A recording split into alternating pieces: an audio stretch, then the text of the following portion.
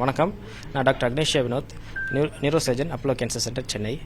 ஒரு நோயாளி 5 மாதத்துக்கு முன்னாடி நடந்து போகும்போது ஒரு விபத்து ஏற்படுது. அந்த விபத்தில் கீழே விழுகிறதுனால அவங்களுக்கு தலையில் அடிப்பட்டதுனால ஒரு பக்கத்தில் ஹாஸ்பிட்டலில் போய் ஒரு சிடி ஸ்கேன் பண்ணி பார்க்குறாங்க. சிடி ஸ்கேன் பண்ணும்போது அவங்களுக்கு ப்ரூனையில் எந்த அடியும் படலை. பட் ஆச்சரியப்பட்ட விதமாக அவங்களுக்கு ஒரு கட்டி இருக்கிற மாதிரி ஒரு அறிகுறி இருந்தது. ஸோ அதனால் அவங்க குடும்பமே ரொம்ப அப்செட் ஆகிட்டாங்க. இந்த மாதிரி ஒரு இன்சிடெண்ட்டாக ஒரு இது இருக்குதுன்னு சொல்லிட்டு. ஸோ அதனால் அவங்க 2-3 ஹாஸ்பிட்டலில் கன்சல்ட் பண்ணும்போது ப்ராப்பராக அதுக்கான இன்ஃபர்மேஷன்ஸ் அவங்களுக்கு தெரியாதனால கடைசியாக நம்ம அப்போலோ கேன்சர் சென்டரில் வந்து எங்களுக்கு கன்சல்ட் பண்ணுறாங்க. ஸோ அவங்கள பண்ணும்போது ஃபஸ்ட் நான் அவங்களுக்கு கொடுத்தது வந்து ரீஅஷூரன்ஸ். இதை பற்றி எதுவும் பிரச்சனை இல்லை, கவலைப்பட வேண்டாம், வில் எவாலுவேட் கம்ப்ளீட்லி. இதுக்கான எவாலுவேஷனை கம்ப்ளீட்டாக பண்ணிவிட்டு ஃபர்தராக என்ன பண்ணுறேன்னு சொல்லியிருந்தோம். ஸோ அதுக்கான எவாலுவேஷன் தான் நாங்கள் பண்ணது எம்ஆர்ஐ ஸ்கேன். அதில் வந்து அவங்களுக்கு பிரெயின் டியூமர் கட்டி இருக்கிறது உறுதிப்படுத்தணும். இது இன்சுலார் அப்படிங்கிற ஒரு கிரிட்டிக்கல் லொக்கேஷனில் இருந்ததும் கன்ஃபார்ம் பண்ணியிருந்தோம். ஸோ இதை வந்து நம்ம டைரெக்டாக அப்ரோச் பண்ணாமல், ஏன்னா நோயாளிக்கு வந்து ஒரு இன்சிடென்ட்டில் ஒரு டியூமர் வந்து கண்டுபிடிக்கப்பட்டிருக்கு, அதை ட்ரீட்மெண்ட் பண்ணிக்கணுமா வேணாமா, ட்ரீட்மெண்ட் பண்ணால் நமக்கு பிரச்சனைகள் ஏற்படுமா அப்படின்னு பல ஏற்பட்ட சந்தேகங்கள் அவங்களுக்கு இருந்தது.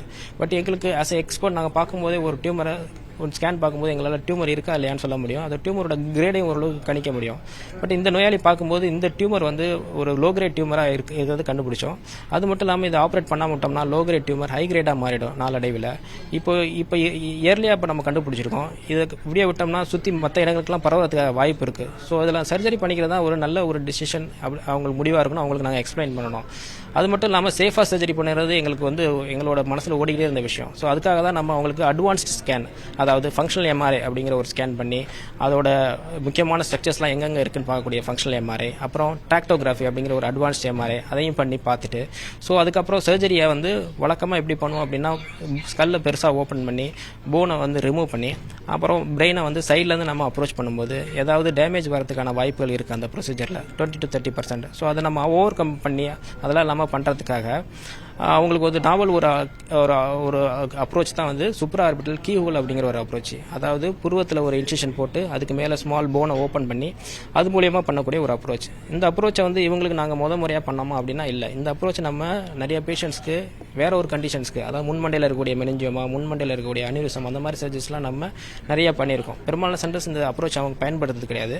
நம்ம இதை வழக்கமாக பயன்படுத்துறதுனால எங்களுக்கு மோர் கான்ஃபிடென்ட். ஸோ இந்த மாதிரியான ஒரு டியூமரை அப்ரோச் பண்ண முடியுங்கிறது எங்களோட இது கான்ஃபிடென்ட்டாக இருந்தது. அதனால நம்ம பல இதுவுமே பண்ணியிருந்தோம். அதாவது கெடாவரிக்கில் வந்து சிமுலேஷன் சர்ஜரிஸ் அதெல்லாம் பண்ணி அதுக்கான சாத்தியங்கள் இருக்குமா இல்லையாங்களா ஆராய்ச்சி பார்க்கும்போது முழுவதும் சாத்தியமாக இருந்தது.